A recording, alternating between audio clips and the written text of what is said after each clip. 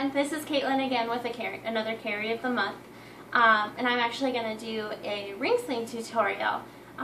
There's a lot more details on our blog, so I do recommend that you go and check that out. That's at babywearinghamptonroads.org, and I guess we'll get started here. So if you've threaded the rings correctly, you should be able to just pull down on the tail and it should tighten the sling the correct way. If you don't know how, make sure to check out the blog. I do have instructions there. So first, we just want to make sure there are no twists in the rings or any part of the sling. That's a big key thing so that we're not getting confused or it's not uncomfortable on our back.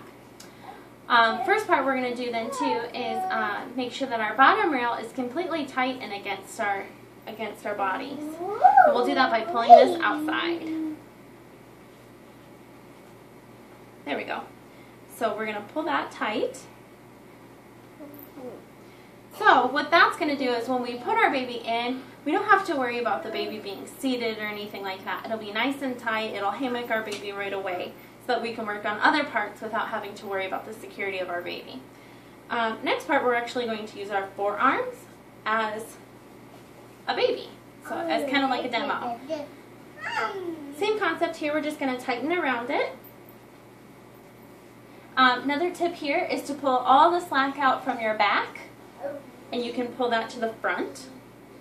So that way all you have to work with is slack between your arm and between the rings. I like to leave a little slack in this top rail so that when I drop baby in, I can tighten it a little bit later and I have a little room to work with too. So if you feel like your rings are creeping up in your neck, that's okay. You can go ahead and pull that out a little bit. And I think we're about ready. So my tummy to tummy hold is a little bit off-centered. If yours is too, that's fine. So I'm using my demo baby, and she is really hard to get squatted just right and to look like a real baby. And she's also wearing a sleeper, so sometimes that can kind of interfere with a good seat and stuff like that too. So just put baby over top of your shoulder, grab the top rail, and slide baby's feet in. And then we're going to reach underneath and grab baby's feet.